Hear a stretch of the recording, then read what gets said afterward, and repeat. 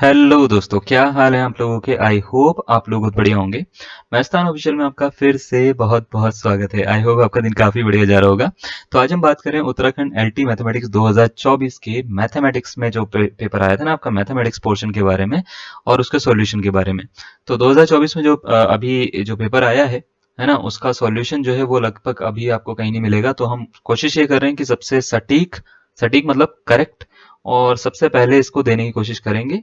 फिर भी हमारी तरफ से हम इसमें पूरी कोशिश ये कर रहे हैं कि सारे आंसर करेक्ट हों, सारे सॉल्यूशन करेक्ट हों। अगर आपको ऐसा लगता है कि सर कहीं पे चेंज आ सकता है या कहीं पे हमने मिस्टेक करी है, तो बिल्कुल मोस्ट वेलकम, आप उसको कमेंट बॉक्स में पॉइंट आउट जरूर कर सकते हैं। ठीक है।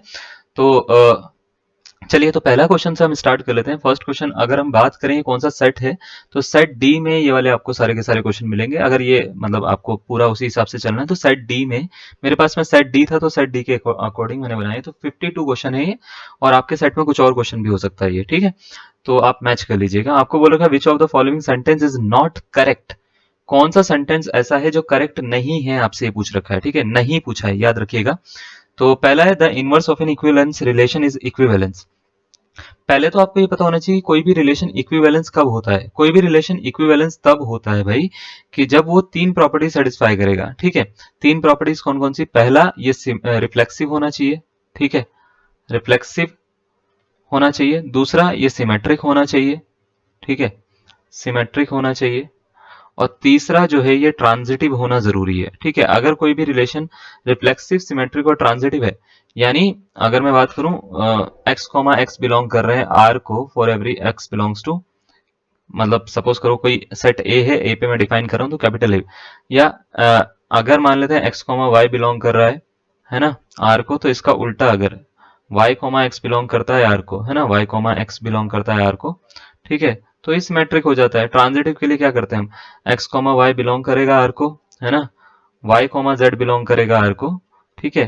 तो एक्स कॉमा जेड बिलोंग करना चाहिए आर को, है ना, एक्स कॉमा जेड बिलोंग करना चाहिए आर को for every X Y Z, है ना, बिलोंग्स टू आर। ठीक है, belongs to are.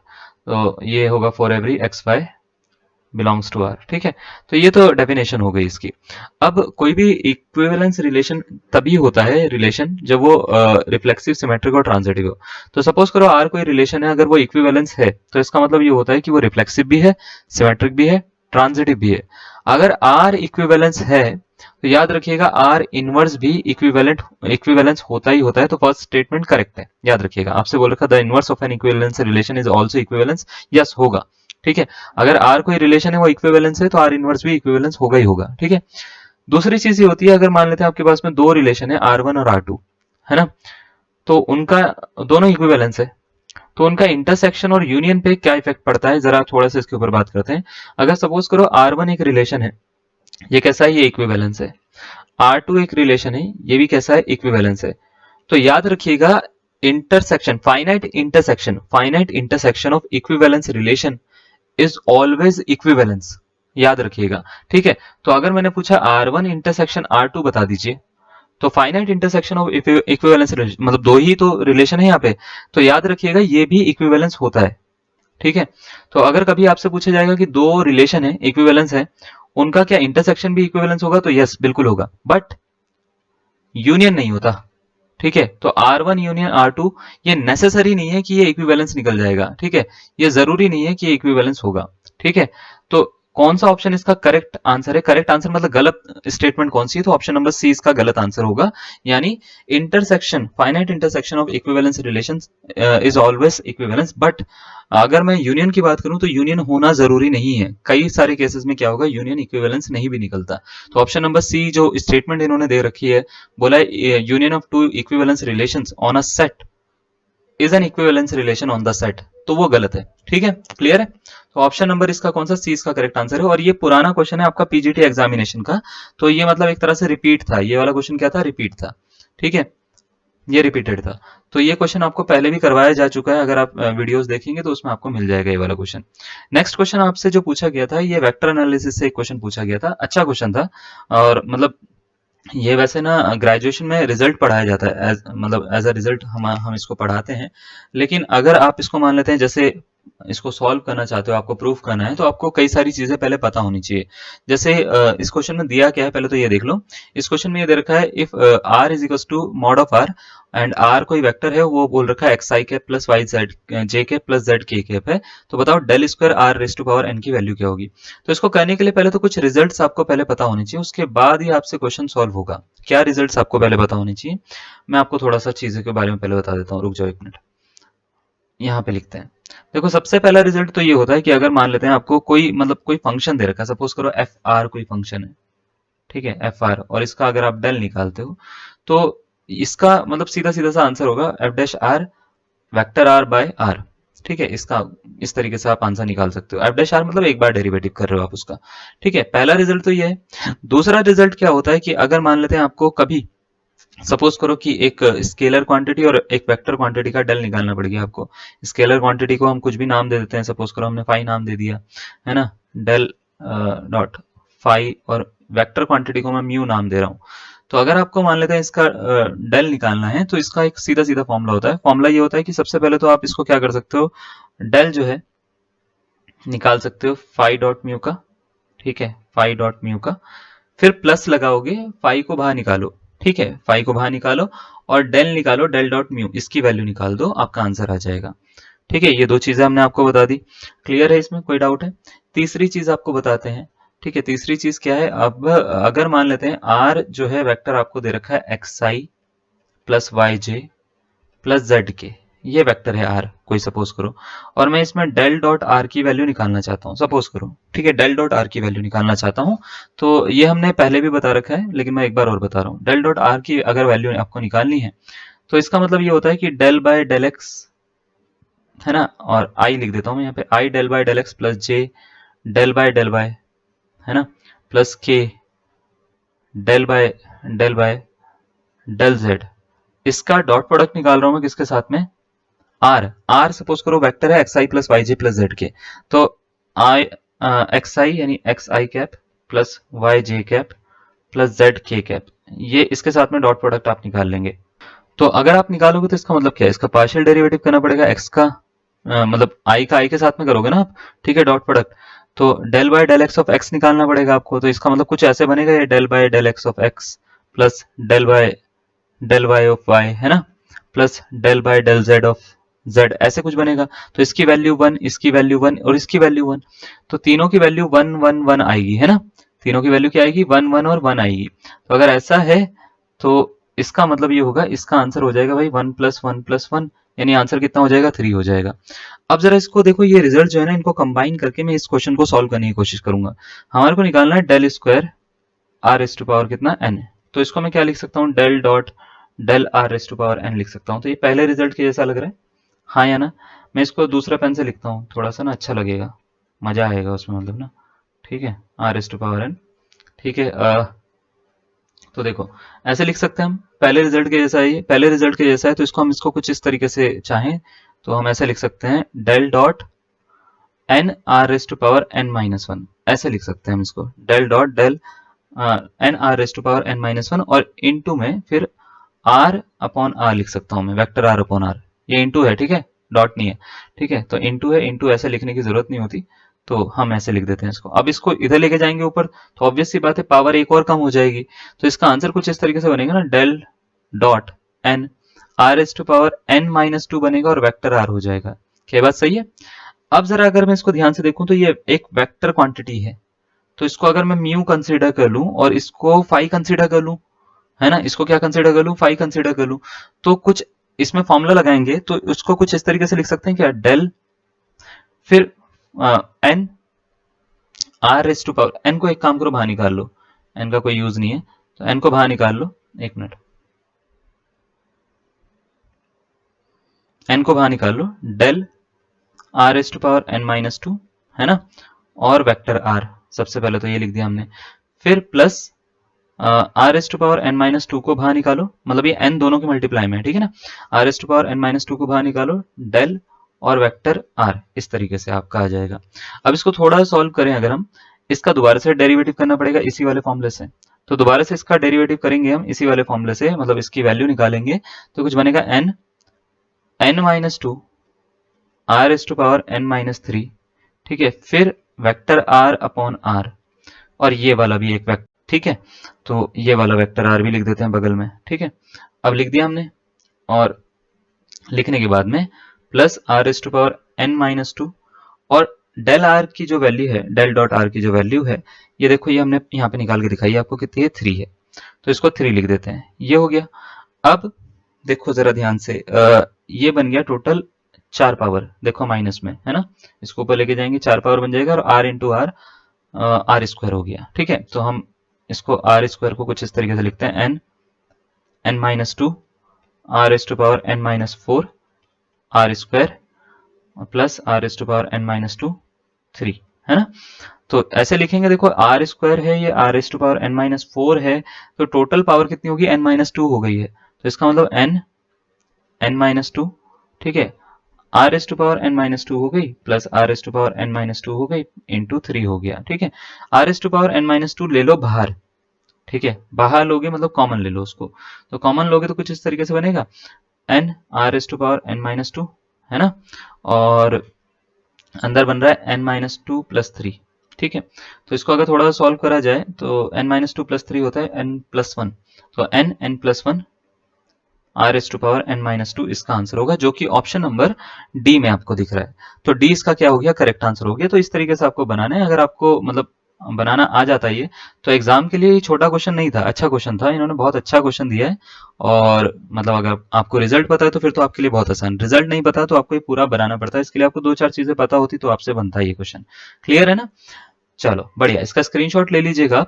Next question पे आ जाते हैं हम। नेक्स्ट क्वेश्चन आपको एक्चुअल में ये सिलेबस पे नहीं था, बट मैक्लॉरिन सीरीज का ये क्वेश्चन दे रखा था, बस सिलेबस पे नहीं था, हम इसको ऐसे भी बोल सकते हैं, या ऐसे बोल सकते हैं कि ये क्वेश्चन अगर मतलब मैक्लॉरिन सीरीज से आपको नहीं करना, तो आपको सेक एक्स की सीरीज पता होनी चाहिए।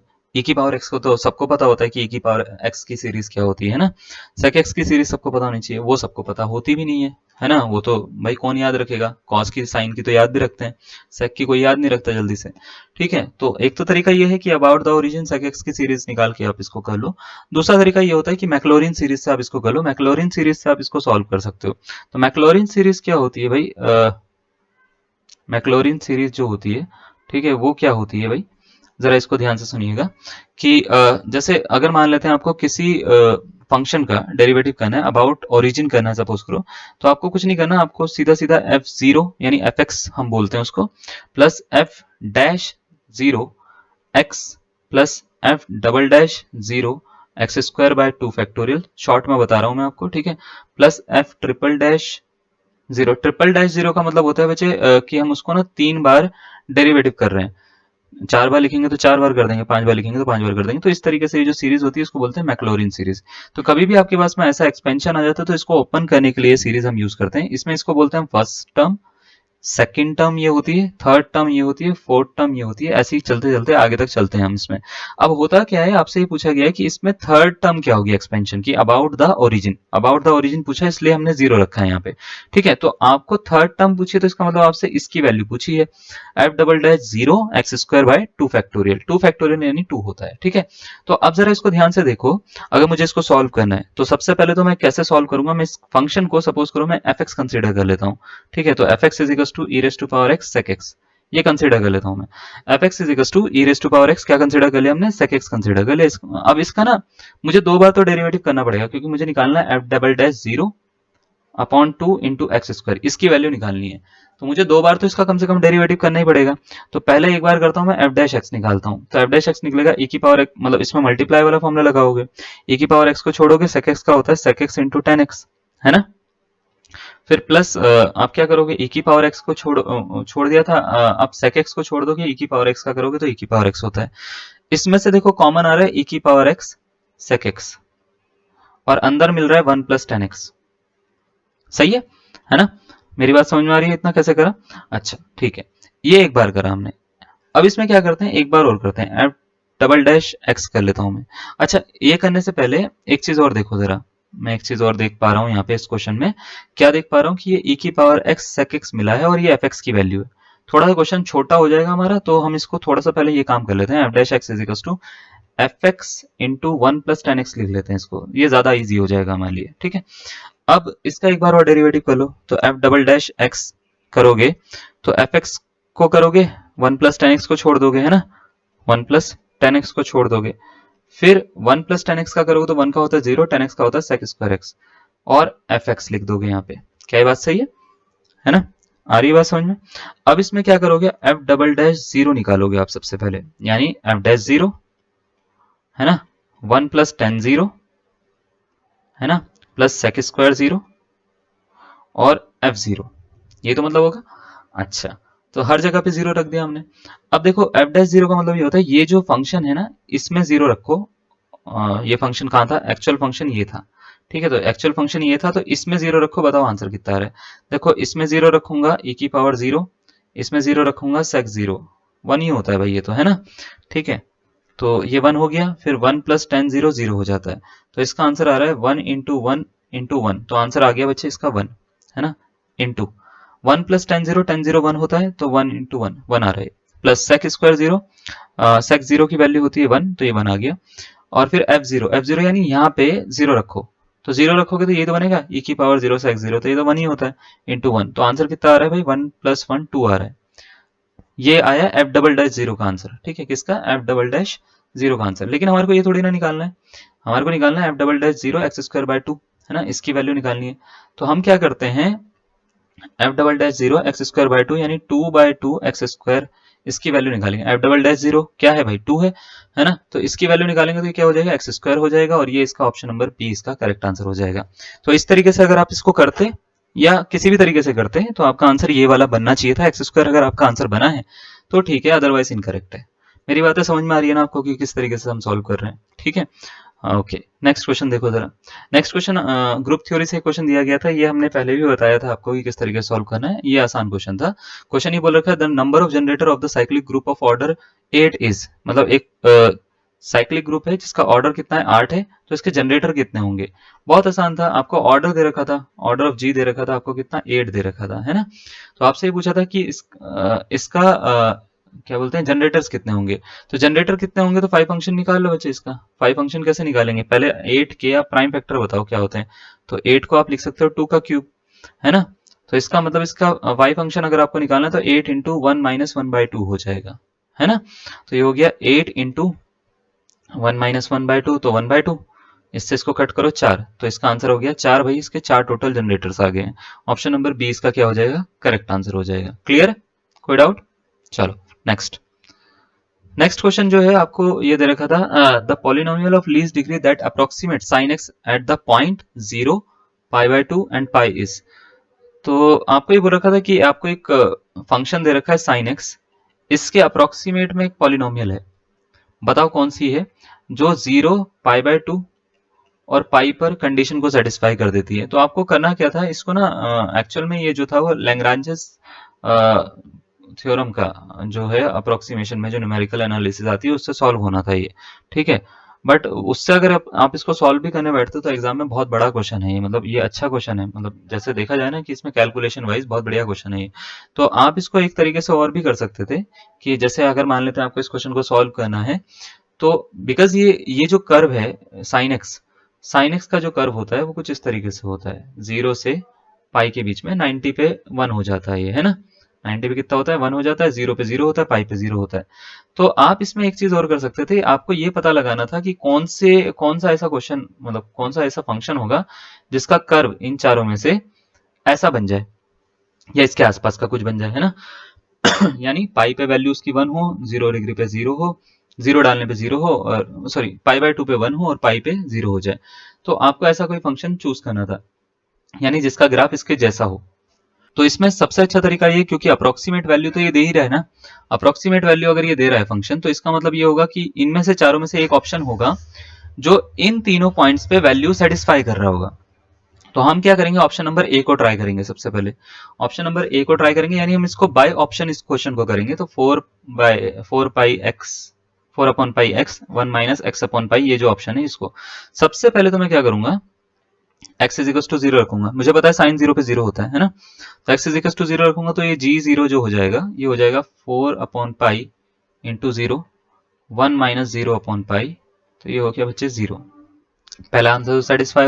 लेकिन पहले आंसर पे हम इसमें ना बता नहीं सकते। क्यों? क्योंकि पहला आंसर तो सब पे सेटिस्फाई हो जाएगा ना, देखो x तो बाहर ही लिखा हुआ है। दूसरा देखते हैं हम क्या करते हैं, पुट करते हैं इसमें x is equal pi by to. ठीक है, तो पाई बाय टू पुट करेंगे तो कैसे, देखो ये ऐसे कुछ बनेगा, g pi by two is equal to 4/पाई इंटू एक्स की जगह पे पाई बाय टू, है ना, और 1 minus pi by to by pi, sorry, है ना। पाई से पाई कट हुआ 1 आया, पाई से पाई कट हुआ 2 से 2 कट 4 कट हुआ 2 टाइम्स, तो आ रहा है 2 इंटू 1 माइनस 1 बाई टू। तो अगर आप इसको देख पा रहे हो 2 इंटू 1 बाई टू आ रहा है, तो ये कट हो गया, ये इसका आंसर कितना आ रहा है, 1 आ रहा है। यानी ये तो पाई पे भी सेटिस्फाई, पाई बाय टू पे भी सेटिस्फाई कर रहा है, तो ऑब्वियस सी बात है पाई पे भी सेटिस्फाई करेगा। रख के देख लो, पाई रखोगे तो 4/पाई into pi 1 minus pi upon pi, है ना, तो 1 माइनस 1 बनेगा, ये 0 हो गया, तो ये पूरा 0 हो जाएगा, और मेरे को पता है पाई पे 0 हो जाता है। तो भाई ऑप्शन नंबर समझ में आ रहा है ना आपको, ए इसका क्या हो जाएगा, करेक्ट आंसर हो जाएगा। तो आपने ए लगाया तो बहुत अच्छी बात है, नहीं लगाया तो कोई बात नहीं, ठीक है ना। अब नेक्स्ट क्वेश्चन पे आ जाते हैं। नेक्स्ट क्वेश्चन जो आपको दे रखा है, ये आपको देखो, ये क्वेश्चन ना थोड़ा सा ऐसा देखने में ऐसा लग रहा है कि ये क्वेश्चन आपको स्टैटिस्टिक्स का है, बट स्टैटिस्टिक्स का भी क्वेश्चन नहीं है, ना ही ये वैसा नॉर्मल क्वेश्चन है, डेरिवेटिव का क्वेश्चन है एक्चुअल में, maxima minima application of derivative. तो इन्होंने क्या करा है कि ये क्वेश्चन थोड़ा सा मतलब ऐसा बना के दिया है कि देखने में लगे ना इजी क्वेश्चन है, लेकिन मैं आपको बताता हूँ। आपको बोला था the function F X is equal to summation R is equal to 1 से लेके 5 दे रखा है, एक्स माइनस आर का होल स्क्वायर दे रखा है, assume minimum value. Minimum value यानी पॉइंट ऑफ मिनिमम आपको बताना था कि इसका कहाँ पे एग्जिस्ट करता है।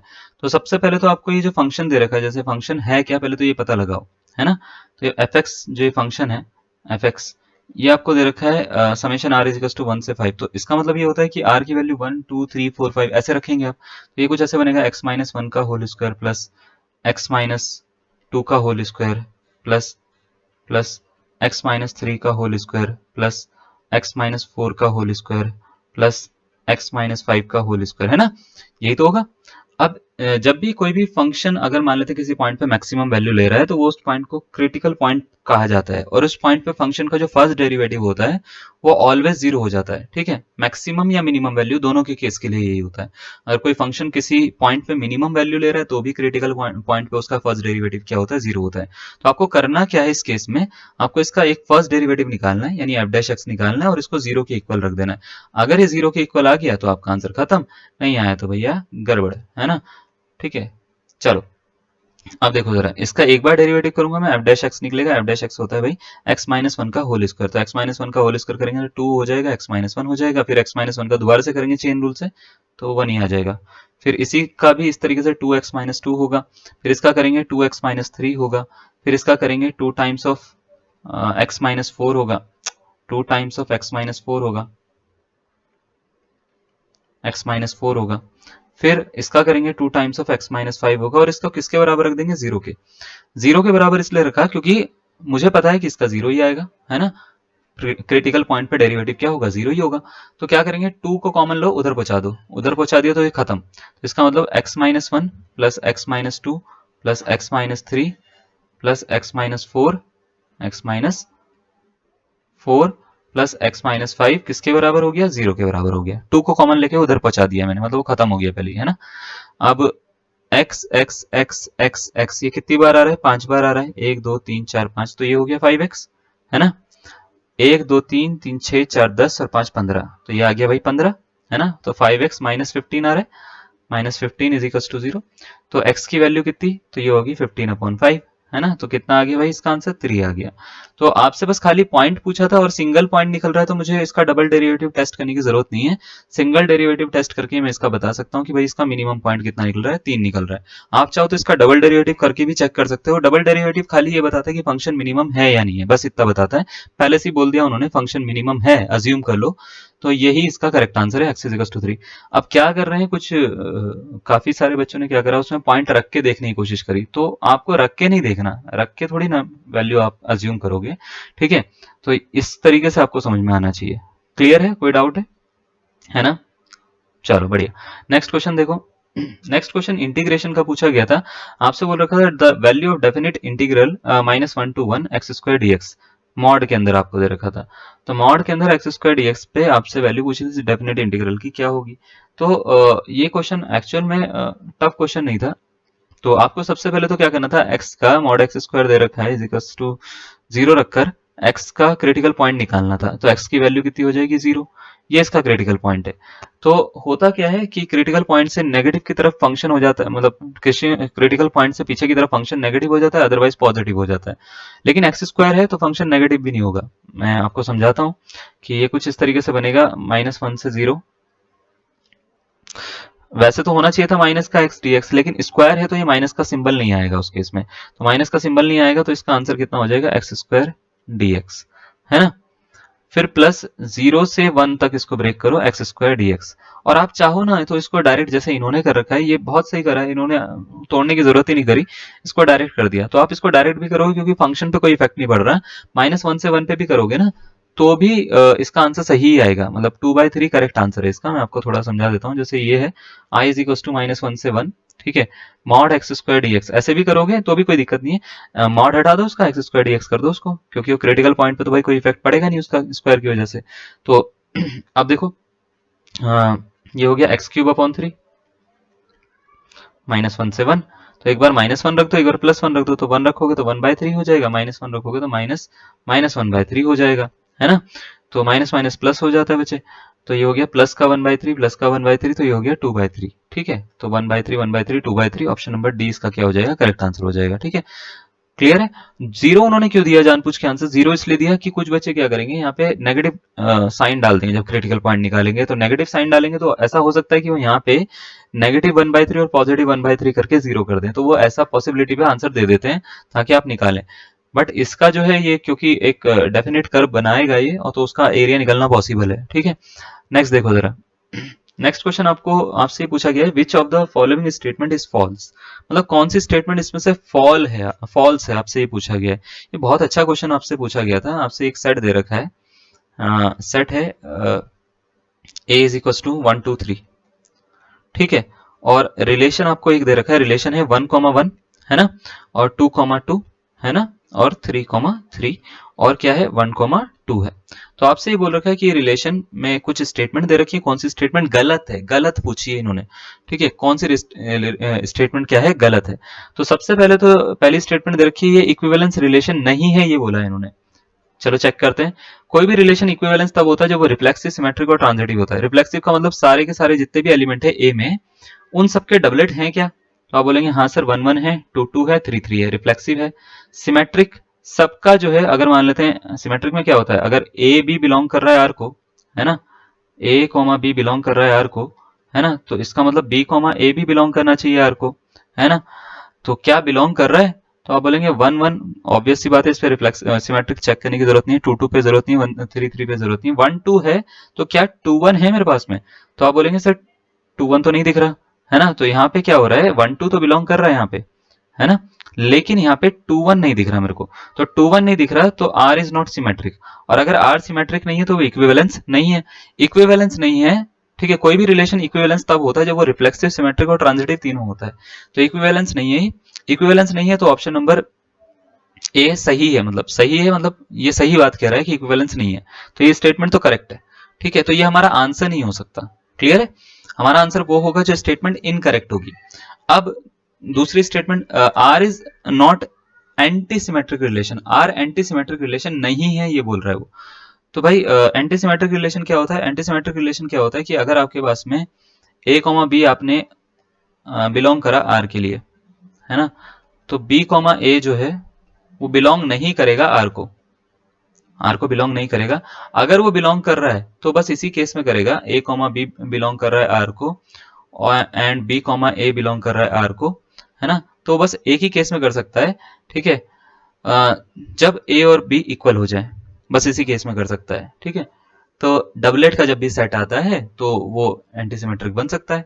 अब बात ये आती है कि क्या ये पहली वाली प्रॉपर्टी को सेटिस्फाई कर रहा है, ए बी बिलोंग कर रहा है आर को, तो बी ए बिलोंग नहीं कर रहा है आर को, सही है ना।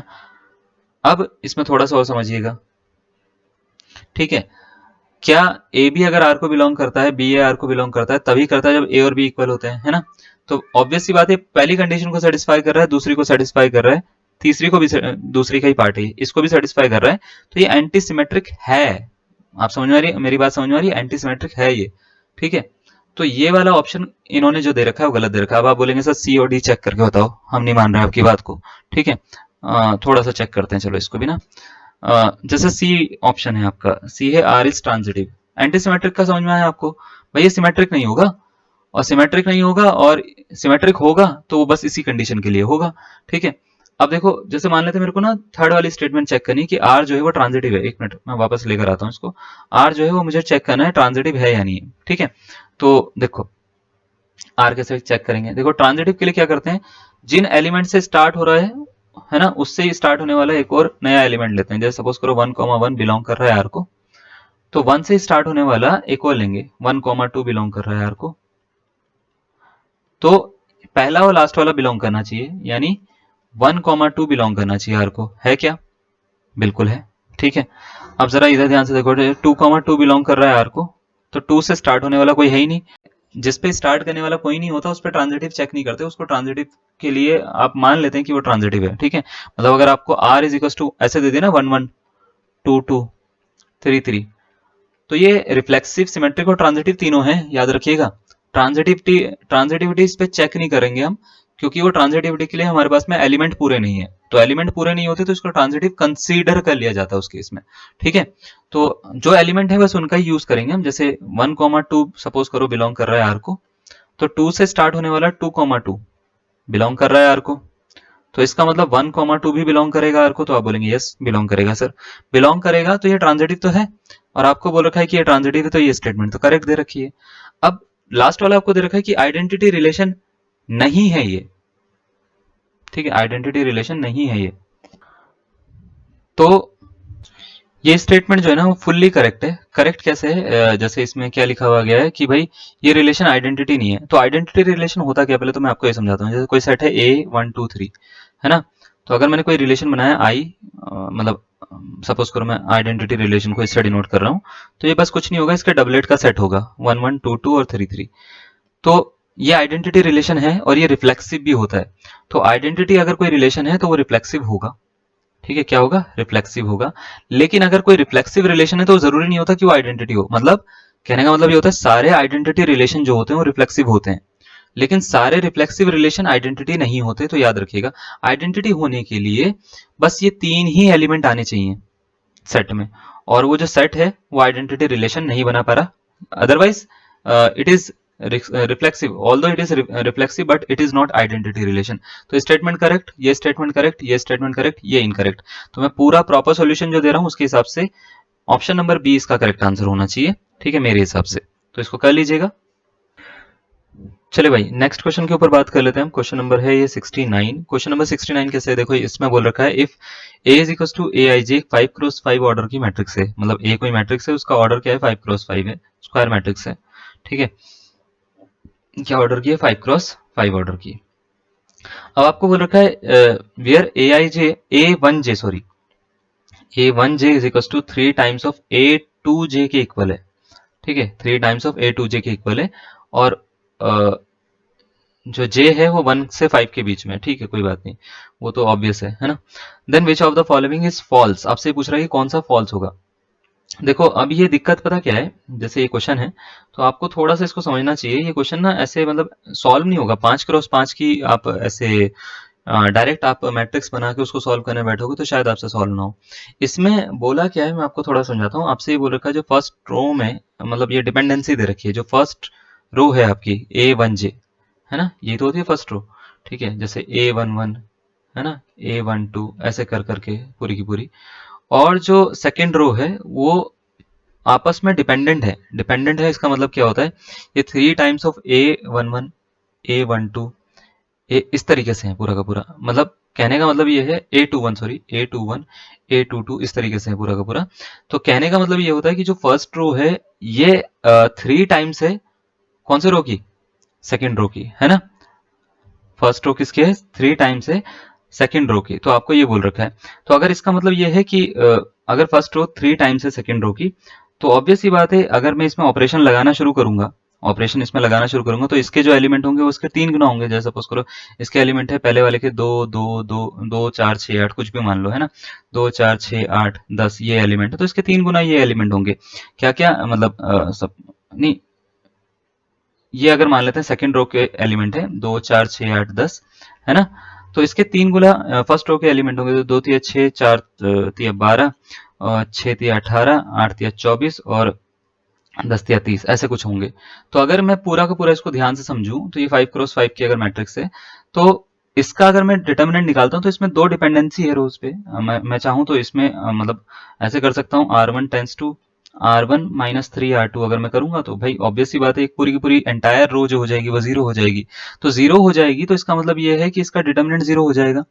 तो इसका कहने का मतलब मीनिंग ये है कि अगर मैं 5x5 ऑर्डर का डिटर्मिनेंट निकालूंगा तो वो आएगा नहीं, वो जीरो आ जाएगा। तो इसका मतलब ये है कि ए का डिटर्मिनेंट, है ना, ए का डिटर्मिनेंट क्या है भाई, जीरो है। इसका मतलब ये थोड़ा सा ना समझने का क्वेश्चन था, थोड़ा सा मतलब इन्होंने क्वेश्चन को इस तरीके से रखा था कि ये क्वेश्चन बढ़िया क्वेश्चन में माना जाता है। अगर आपके थोड़े से कॉन्सेप्ट ठीक है तो इसको आप बना लोगे, कोई दिक्कत नहीं है।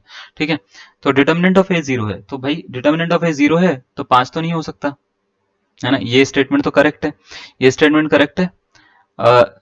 आर जो है वो इन्वर्टिबल नहीं होगी। इन्वर्टिबल क्यों नहीं होगी, क्योंकि भाई डिटर्मिनेंट ऑफ ए जीरो है तो ए इनवर्स एग्जिस्ट नहीं करेगा, है ना, does not exist, does not exist, A inverse exist भी नहीं करेगा, सही बात है। तो इन्वर्टिबल नहीं होगी, ये स्टेटमेंट भी करेक्ट है।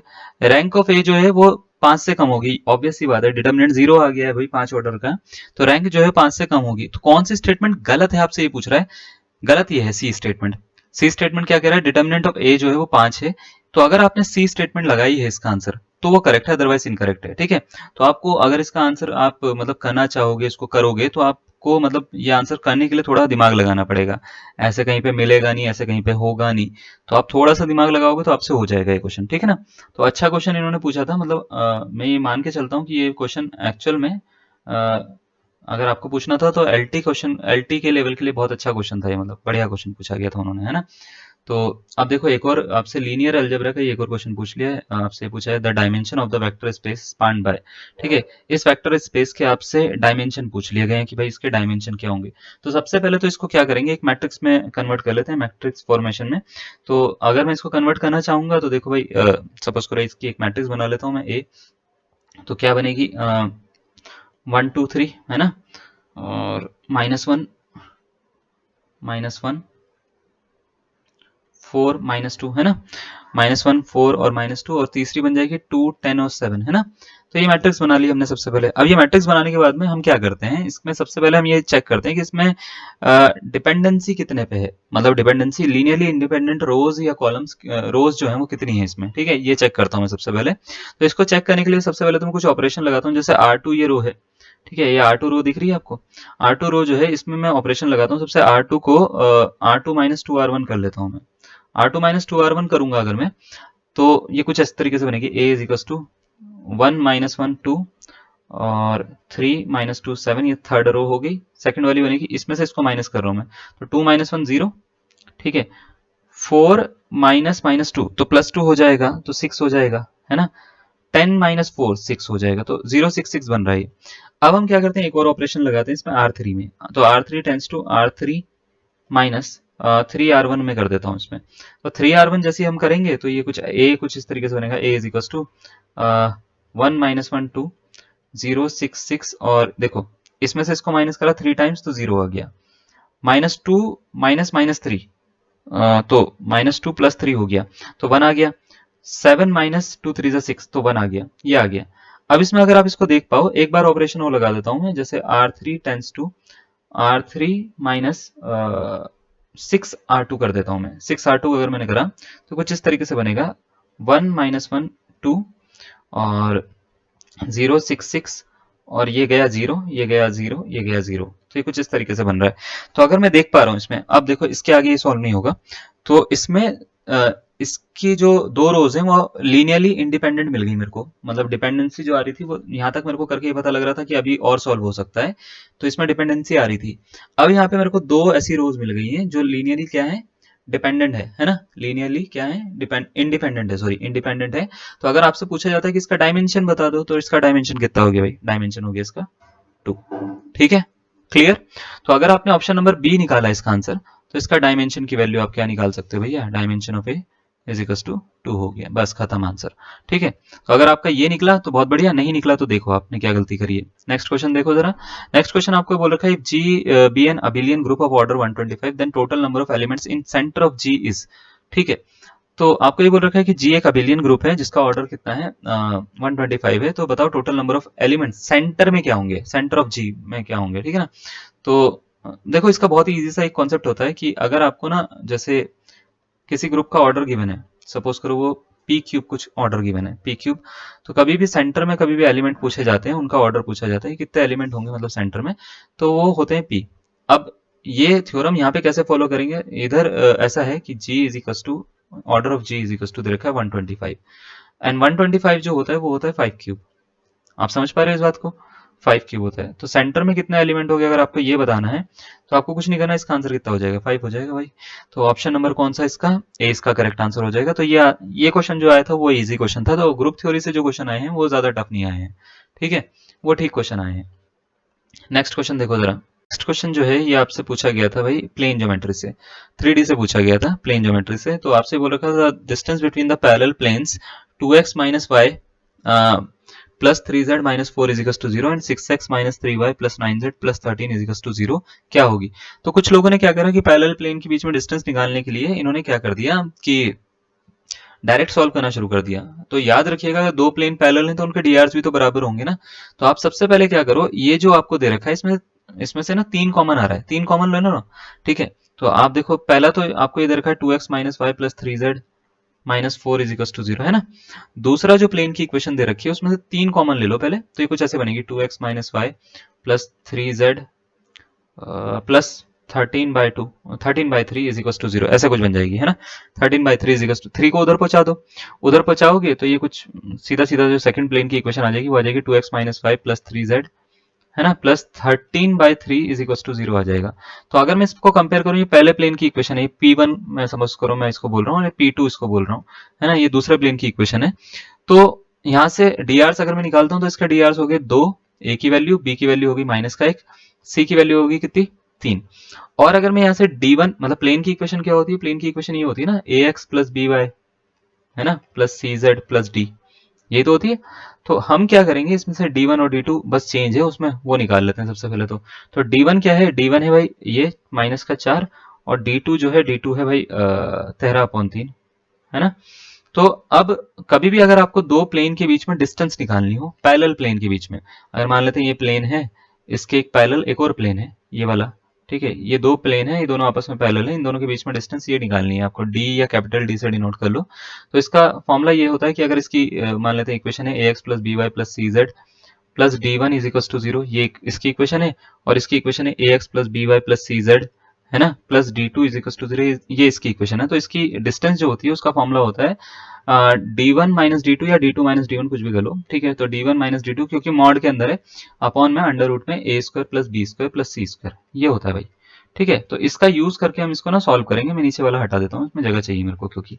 ठीक है, तो इसका यूज करके सॉल्व करेंगे, तो D1 माइनस D2 तो -4 -13/3 अपॉन में अंडर रूट में ए स्क्वायर 2 का स्क्वायर 4, बी का स्क्वायर 1 का स्क्वायर 1, 3 का स्क्वायर 9, ऐसा कुछ बनेगा। तो ये कुछ आ रहा है 13 चौक 52 और 52 और 13 कितने होते हैं भाई, एक मिनट, 13 तिया 39, 13 चौक 52, 52 नहीं 12, 13 चौक 52 बोल रहे हैं हम, 3 चौक 12 उल्टा बोल रहे हैं, 3 चौक 12 और 13 12 13 25 है ना, अपॉन में 3 आ जाएगा माइनस का, अपॉन में अंडर रूट में 4 और 1 5 9 14, अंडर रूट में 14 आ रहा है। इसका देखो मॉड हटाता हूँ तो 25/3 अंडर रूट 14 आ रहा है। ऑप्शन नंबर बी बन रहा है भाई इसका करेक्ट आंसर। ठीक है, तो बी ऑप्शन अगर आपने निकाला तो ये सही है, अदरवाइज इनकरेक्ट है। क्लियर है, चलो बढ़िया, नोट करो इसको। तो चलिए फिर एक और क्वेश्चन पे आ जाते हैं हम। क्वेश्चन नेक्स्ट वाला जो है क्वेश्चन नंबर 75 है। ये क्वेश्चन आपको अगेन इंटीग्रेशन ऑफ वेक्टर से दे रखा था, यानी वेक्टर एनालिसिस का क्वेश्चन था, ये बढ़िया क्वेश्चन था। और आपसे बोला गया है कि if R T is equal to 2i minus J plus 2k at T is equal to 1 and 3i minus 2j plus 2k at T is equal to 2, एक मान लेते हैं वेक्टर फंक्शन है ये आपके पास में, तो इंटीग्रेशन 1 से 2 R vector R dot D R by D T की वैल्यू क्या होगी। तो एक्चुअल में ये एक लाइन फॉर्म करेगा, है ना। तो हमारे को एक्चुअल में करना क्या था, ये जो वेक्टर जो आएगा उसका इंटीग्रेशन करना था आपको लाइन फॉर्म करके। तो कैसे करना है मैं आपको थोड़ा समझाता हूँ। सपोज करो कि ये जो पॉइंट है ये पासिंग पॉइंट है इसका, मतलब ये 1 से 2 तक जा रहा है ना ये वेक्टर। तो 1 से 2 तक जा रहा है तो ये पासिंग पॉइंट है, सपोज करो पासिंग पॉइंट है। अगर मैं इसको निकालूंगा तो इक्वेशन ऑफ लाइन आपने पढ़ी होगी। इसको करने के लिए सबसे पहले आपको पता होना चाहिए इक्वेशन ऑफ लाइन। तो इक्वेशन ऑफ लाइन कुछ इस तरीके से होती है, x minus X one by X two minus X one, है ना। X two minus X one is equal to हम ऐसे लिखते हैं y minus Y one by Y two minus Y one लिखते हैं, मतलब y2 माइनस वाई वन यानी डी आर उस लाइन के, है ना, जिसको हम ए बी सी भी बोलते हैं। मतलब इसको ऐसे भी लिखते हैं x minus X one by A, है ना, is equal to Y minus Y one by B is equal to Z minus Z one by C is equal to मान लेते हैं टी या लेमडा या कुछ भी मान लेते हैं, है ना। तो ऐसा, तो इसको चाहे तो y2 माइनस वाई वन भी लिख सकते हैं, इसको चाहे तो z2 माइनस जेड वन भी लिख सकते हैं by Z minus Z minus Z one upon Z two minus Z one भी लिख सकते हैं, है ना। Z minus Z one upon Z two minus Z one भी लिख सकते हैं। और ये कुछ इस तरीके से ये जो इक्वेशन ऑफ लाइन बनेगी वो इस तरीके से बनेगी। अब सपोज करो कि अपने पास में जो पासिंग पॉइंट है जहां से वो पास हो रही है वो है 2 माइनस वन और 2, मतलब ये पहला पॉइंट हो गया। और वो इस पॉइंट तक आपका 2 तक जा रही है, मतलब t इज इक्वल टू 1 से लेके t इज इक्वल टू 2 तक जा रही है। तो सबसे पहले मैं करूंगा क्या, इसको एक लाइन की इक्वेशन बनाने की कोशिश करूंगा। लाइन की इक्वेशन कैसे बनाऊंगा, देखिए अगर ये पास हो रही है तो x माइनस एक्स वन की जगह पे मैं क्या रखूंगा, तो आप बोलेंगे सर 2 रख दो, तो x minus two upon X two minus X one यानी 3 माइनस 2 कर दो, ठीक है, is equal to Y plus one कर लो, मतलब वो माइनस वन है ना, तो माइनस माइनस वन ऐसे बनेगा ना, है ना। अपॉन में क्या करो, माइनस टू माइनस वन कर दो, minus two minus minus one कर दो, ठीक है। उसके बाद में क्या करो, z माइनस टू करो और अपॉन में क्या कर दो, ये आएगा भाई 2 minus two is equal to किसी, जैसे वेरिएबल इन्होंने क्या दे रखा है, टी पैरामीटर में दे रखा है, तो टी हमने लिख दिया यहाँ पे, ठीक है।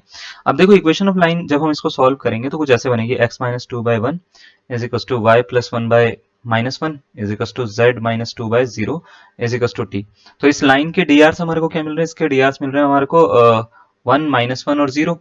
और इसके जो पासिंग पॉइंट मिल रहे हैं, पासिंग पॉइंट क्या है, माइनस टू वन और मतलब 2 माइनस वन और 2 मिल रहे हैं हमारे को। अब अगर मैं चाहूं तो यहाँ से x और y और z की वैल्यू निकाल सकते हैं। यानी इस वेक्टर r की, एक्चुअल में वेक्टर r ही है ना, t कोऑर्डिनेट्स के रिस्पेक्ट में मैं वैल्यू निकालूंगा ताकि मैं इसका t के रिस्पेक्ट में डिफरेंशिएशन कर सकूं। तो मैं करूंगा क्या, देखो वेक्टर r की वैल्यू होती क्या है, वेक्टर r क्या होता है भाई, xi plus yj plus zk होता है ना, zk होता है ना अपने पास में। तो मैं क्या करूंगा, x y और z की वैल्यू निकालूंगा किसी तरीके से, मतलब t की रिस्पेक्ट में। तो ये वाला t की रिस्पेक्ट में, ये वाला t की रिस्पेक्ट में, ये वाला t की रिस्पेक्ट में, तो इसमें रखूंगा जैसे ही, तो उसके बाद में इसका डेरिवेटिव करके इंटीग्रेशन करके डॉट प्रोडक्ट निकाल के इंटीग्रेशन करके मैं आंसर निकाल सकता हूँ इसका। अब देखो जरा इसको थोड़ा सा सॉल्व करके मैं बताता हूँ। तो जब मैं इसको सॉल्व करूंगा तो इसका मीनिंग क्या है, इसका मीनिंग ये है x माइनस टू बराबर है t के, ये तो मतलब है x minus two by one is equal to t है, तो x की वैल्यू t प्लस टू होगी क्या, आ रही बात समझ में। अच्छा, y plus one upon minus one is equal to भी t है, तो y की वैल्यू क्या माइनस टी माइनस वन होगी क्या, है ना। या मैं ऐसे भी कह सकता हूँ माइनस कॉमन निकालो t प्लस वन, ऐसे हो सकती है ना। तो ऐसे कर करके मैं क्या करूंगा, x y और z की वैल्यू निकालूंगा, z की वैल्यू जीरो निकलेगी, ठीक है। तो जैसे ही मैं इसको सॉल्व करूंगा तो x की वैल्यू आ रही है भाई एक तो t प्लस टू, है ना, y की वैल्यू आ रही है भाई माइनस का टाइम t प्लस वन, और z की वैल्यू कितनी आ रही है, z की वैल्यू जीरो आ रही है। तो इसका देखो आपको आंसर कहीं नहीं मिलेगा, आप आंसर ढूंढ लो इसका कहीं पे भी, ठीक है। सही आंसर आपको दे रहे हैं, इसको आराम से करिएगा, ठीक है, समझ के करिएगा। अगर आपको कहीं पे भी डाउट लगेगा तो बताइएगा मेरे को कि हाँ ये समझ में नहीं आ रहा है कि ये कैसे करा सर आपने, तो मैं आपको पूरा बताऊंगा कि मैंने कैसे करा, ठीक है। वेक्टर आर निकाल लो, वेक्टर आर जो होता है वो होता है X I plus Y J plus Z के, है ना, वाई जे प्लस जेड के, ठीक है। तो देखो इसको कैसे करेंगे, vector R is equal to हो जाएगा एक्स, एक्स का मतलब टी प्लस टू, है ना, आई कैप प्लस वाई मतलब माइनस का लगा दो, प्लस माइनस माइनस हो जाते हैं तो माइनस का टी प्लस वन जे कैप, है ना, प्लस जीरो के कैप, है ना, ऐसी तो होगा। अब हमारे पास में देखो जीरो के कैप तो लिखने की जरूरत है नहीं अपने को, हटा दो इसको, ठीक है। तो इतना आ रहा है अपने पास में, वेक्टर जो आया आर वो इतना आया। तो अब मैं क्या करूंगा, यहाँ पे सबसे पहला मेरा काम होगा, मैं कलर चेंज करूंगा अपना ठीक है, उसके बाद मैं इसको ना सॉल्व करूंगा। देखो सबसे पहले मेरा काम ये है, मुझे वैल्यू निकालनी है इंटीग्रेशन में 1 से 2 are dot D are upon D T की। तो D R upon D T निकालो, उसका आर के साथ में डॉट प्रोडक्ट करूंगा मैं फिर, ठीक है। तो सबसे पहला मेरा काम D R upon D T निकालना, यानी इसका टी के रिस्पेक्ट में डेरिवेटिव, ठीक है। तो टी के रिस्पेक्ट में जब मैं इसका डेरिवेटिव करूंगा तो भाई क्या बनेगा, तो आप बोलेंगे सर ये 1 हो जाएगा, ये आई हो जाएगा, तो इसका मतलब इसका आंसर आई हो जाएगा। -1 हो जाएगा, जे हो जाएगा, तो आई माइनस जे इसका आंसर आ जाएगा सर। क्या बात सही है। अब इसका आर के साथ में डॉट प्रोडक्ट करूंगा, are dot D R by D T, D R by D T अगर मैं करूंगा तो क्या निकलेगा, तो आप बोलेंगे sir x I plus Y J plus Z के का डॉट प्रोडक्ट निकाल रहे हो सर, आप किसके साथ में निकाल रहे हो, डॉट प्रोडक्ट निकाल रहे हो आई माइनस जे के साथ में। तो आई का आई के साथ में होता है, जे का जे के साथ में होता है, के का के साथ में होता है, तो ये बनेगा क्या, तो आप बोलेंगे सर ये कुछ अच्छा आर, एक चीज और भी है, आर जो है वो टी के रिस्पेक्ट में लिख रहे हैं हम, तो याद रखिएगा इसका आंसर वैसे तो आएगा एक्स माइनस वाई, तो मैं अगर ऐसे लिखूंगा are dot D R by D T, इसका आंसर क्या आएगा, तो आप बोलेंगे सर इसका आंसर आ रहा है, ये तो एक्स आ गया माइनस वाई आ गया, एक्स और वाई की वैल्यू उठा के डाल दूंगा मैं, ये वाली और ये वाली, ये दोनों वैल्यूज उठा के मैं यहाँ पे पुट कर दूंगा। तो चलो भाई पुट कर देते हैं। तो ये हो गया इंटीग्रेशन 1 से लेके 2 और are dot D R by D T, इसकी वैल्यू हो जाएगी भाई इंटीग्रेशन 1। और देखो 2 से डालने के बाद में x की वैल्यू अगर मैं देखो x माइनस वाई निकालना है ना, तो x की वैल्यू डालूंगा t प्लस 2, है ना, माइनस वाई, वाई की वैल्यू क्या है माइनस टी प्लस 1, तो माइनस माइनस प्लस हो गया t प्लस 1, है ना। और t के रिस्पेक्ट में इसका क्या कर दूंगा, मैं इंटीग्रेशन कर दूंगा। तो देखो t प्लस टी 2t बन रहा है और प्लस 3 बन रहा है। अब मैं क्या कर रहा हूँ, स्क्रीन से यहाँ पे इसको हटा रहा हूँ, आप इसका स्क्रीनशॉट ले लो। देखो मैं बता रहा हूँ क्या हुआ, ये हुआ है कि हमारे पास में आया इंटीग्रेशन 1 से लेके 2 t plus 2 plus T plus 1 D T. इसका इंटीग्रेशन करता हूं मैं जरा, इंटीग्रेशन 1 से लेके 2 टी प्लस टी हो गया 2t प्लस 3 डी टी, ऐसे आ गया। तो 2t का करूंगा तो 2t स्क्वायर बाई 2 आ जाएगा, है ना, प्लस इसका करूंगा तो 3t आ जाएगा, और इंटीग्रेशन में 1 से लेके 2 तक की लिमिट डाल देंगे।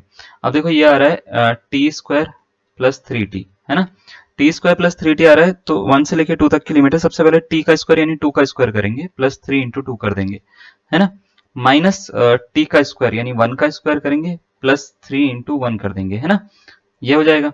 अच्छा तो ये हो गया 2 का स्क्वायर 4 प्लस 6 और 1 का स्क्वायर 1 प्लस 3 4 माइनस का 4, ठीक है। तो इसका आंसर कितना हो गया, इसका आंसर 6 आ रहा है, और यही आपको आंसर की में भी बताया गया है, ठीक है। ये हमने सॉल्व करके पूरा का पूरा 6 आंसर आपको प्रूफ के साथ में दे दिया है कि किस तरीके से आपको करना है।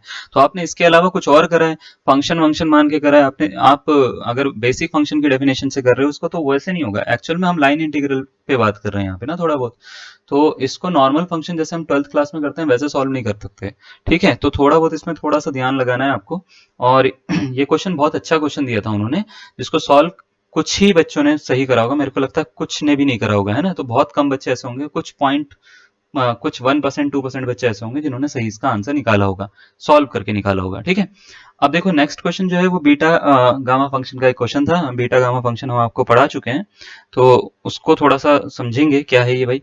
आपको ये क्वेश्चन बोल रखा है कि if beta m n is the beta function for m is greater than 0 n is greater than 0 then integral value of this, ठीक है। आपसे पूछा कि क्या होगी, बीटा 64 के बराबर होगी, बीटा 32 के 2 बीटा 64 के, या 2 बीटा 32 के बराबर होगी। तो ये क्वेश्चन इजी था, बस आपको ये पता होना चाहिए जैसे इंटीग्रेशन 0 से 1 है, तो बीटा फंक्शन की बीटा एम एन की डेफिनेशन क्या होती है, जरा इधर ध्यान से बताता हूँ मैं। सपोज करो बीटा एम एन की डेफिनेशन चाहिए मेरे को, है ना, तो इसका होता है, या वैल्यू जो होती है वो होती है 0 से लेके 1 x raise to power m minus 1, है ना, और 1 minus x raise to power n minus 1 dx, इस तरीके से हम इसको लिख सकते हैं। तो भाई अगर मान लेते हैं इस क्वेश्चन को सॉल्व करना है मुझे, है ना, तो मतलब किस तरीके से इसको मैं सॉल्व करूंगा। जैसे इस वाले क्वेश्चन में क्या दे रखा है, इस क्वेश्चन में ये दे रखा है कि 0 से 1 इंटीग्रेशन है, एक्स स्क्वायर है, 1 माइनस रूट एक्स है, और इसकी पावर कितना है 3 है। तो बताओ यहाँ पे बीटा एम एन की वैल्यू पूछी, अगर आप समझ पा रहे हो तो मेरे से एम की और एन की वैल्यू पूछी, मतलब ये एम क्या होगा, ये एन क्या होगा। तो ये एम और एन डिपेंड करता है पावर पे ना, कि भाई ये पावर क्या होगी, उस पावर पे एम और एन डिपेंड करेगा, यानी ये जो पावर आएगी, ये जो पावर आएगी उस पे ही इसका क्या होगा, पूरा का पूरा आंसर डिपेंड करेगा। लेकिन एक दिक्कत है, अगर मैं इसको डायरेक्ट कंपेयर करके इसका आंसर लिखना चाहता हूं तो ये गलत है। गलत क्यों, क्योंकि अभी ये स्टैंडर्ड फॉर्म में तो है नहीं, तो स्टैंडर्ड फॉर्म में नहीं है तो इसको कन्वर्ट करना पड़ेगा। कन्वर्ट कैसे करेंगे, हम क्या करते हैं, रूट एक्स को टी ले लेते हैं, root x is equal to क्या ले लेते हैं, टी ले लेंगे। तो रूट एक्स को टी लिया तो इसका मतलब x is equal to t square हो गया, या ऐसे भी समझ सकते हैं एक्स की पावर 2 का वैल्यू होगी टी की पावर 4, ऐसे समझ लो। अब इसका डेरिवेटिव करेंगे, एक्स का होता है 1 और इसका होता है 2t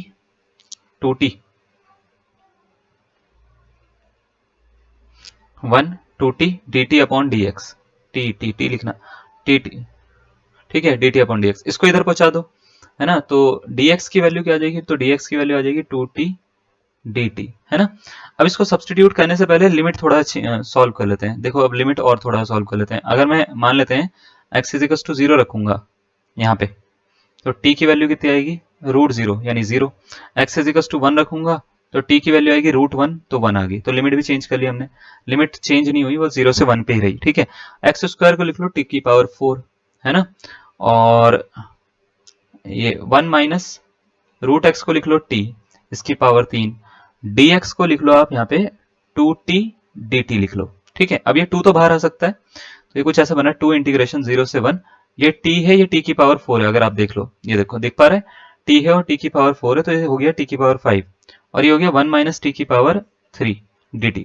तो अगर मैं इसको कंपेयर करूं किससे, इससे ऊपर वाले फॉर्मूले से, देखो तो अगर मैं कंपेयर करूंगा तो ये जो लिख रखा है x की पावर m माइनस 1 के जैसी लग रहा है, 1 माइनस एक्स की पावर n माइनस 1 के जैसी लग रहा है। तो यहाँ पे m minus 1 is equal to क्या दिख रहा है, 5 दिख रहा है, और n माइनस 1 कितना दिख रहा है भाई, 3 दिख रहा है। तो m की वैल्यू कितनी होगी, 6 हो गई, और n की वैल्यू कितनी होगी, 4 हो गई। तो इसका मतलब ये जो आंसर है इसमें m की जगह पे, मतलब इसको मैं चाहूं तो इसको कुछ इस तरीके से लिख सकता हूँ, 2 इंटीग्रेशन 0 से 1 और t की पावर 6 माइनस 1 लिख सकता हूँ, और 1 माइनस t की पावर 4 माइनस 1 लिख सकता हूँ, है ना, dt। और इसको चाहें तो 2 बीटा 6,4 लिखा जा सकता है, जो कि ऑप्शन नंबर सी इसका करेक्ट आंसर होगा, ठीक है। तो अगर आपने सी ऑप्शन बनाया था इसका आंसर तो बहुत बढ़िया, नहीं बनाया तो आपको पता लग गया कि क्या गलती आपने करी होगी। तो ये बीटा एम एन का जो है इसमें फॉर्मूला लगता है, बीटा गामा फंक्शन पढ़ा रखे हैं आपको, तो उसमें देख लीजिएगा कैसे कैसे होता है, इसमें 2-4 रूल्स होते हैं, सारे के सारे पढ़ाए हैं आपको, ठीक है। अब नेक्स्ट क्वेश्चन जो था वो दे रखा है, क्या क्वेश्चन है जरा थोड़ा सा देखते हैं इसको। सम ऑफ द सीरीज का ये क्वेश्चन है, आपसे बोल रखा है कि tan inverse 1/3, tan inverse 1/7, tan inverse 1/13, 1/21, इन सबको ऐड करके क्या आएगा। तो देखो इसको करने का ना एक तरीका होता है, तरीका क्या होता है कि जैसे अगर मान लेते हैं आप उसको सॉल्व करना चाह रहे हो, तो सॉल्व अगर आप इसको करना चाह रहे हो तो आप ना सबसे पहले इसको ऐसे ही करोगे, सॉल्व सॉल्व करके पूरा का पूरा करोगे, तो ग्रेजुएशन में आता है ये। तो इसमें फॉर्मूला पूरा का पूरा tan इनवर्स का फॉर्मूला लगा के उसके बाद इसमें एक एक्सप्रेशन बनाना होता है। अगर आप इसको ऐसे नहीं करना चाहते तो आप इसको ऑप्शन से करो, सबसे अच्छा तरीका ये होता है। तो ऑप्शन से करने के लिए आप option number A B C D ऐसे इसमें वैल्यू रखेंगे, n की वैल्यू 1, n की वैल्यू 2, इस तरीके से आप पूरा का पूरा करेंगे तो सॉल्व हो जाएगा वो। अब एक चीज मैं आपको और बताता हूँ, सम ऑफ सीरीज का मतलब ये होता है कि जैसे ये tan इनवर्स 1/3 लिखा हुआ है, तो ये होता है पहली टर्म का सम, है ना, इसको a1 भी बोलते हैं और s1 भी बोलते हैं। अगर मान लेते हैं ऐसे लिखा हुआ है tan इनवर्स 1/7 इसके साथ में, तो ये a2 है यानी सेकंड टर्म है, लेकिन इन दोनों को जोड़ के जो आएगा वो s2 होता है। s2 मतलब a1 प्लस a2, मतलब इन दोनों का सम। तो आपको ये देखना है कि पहले तो n की वैल्यू अगर आप 1 रखते हो, है ना, n की वैल्यू अगर आप 1 रखते हो तो पहली टर्म पे आंसर 1/3 किस किस का बन रहा है, ठीक है। फिर अगर आप n की वैल्यू 2 रखते हो, मतलब मान लेते हैं आपको इसका सम निकालना है और इसको Sn नाम दे रहे हो आप, पूरी सीरीज के सम को Sn नाम दे रहे हो, तो Sn का मतलब क्या होता है, S2 निकाल रहे हो आप, है ना। तो Sn में n की जगह पे अगर आप 2 रखोगे तो S2 निकाल रहे हो ना, ये तो मतलब होता है। तो इन दोनों का जो सम आएगा वो कहाँ पे आ रहा है, तो पहले तो मेरा सबसे पहला काम क्या रहता है कि tan इनवर्स 1/3 है ना, ये होता है S1, और tan inverse 1/3 plus 1/7, tan inverse 1/7 ये होता है S2।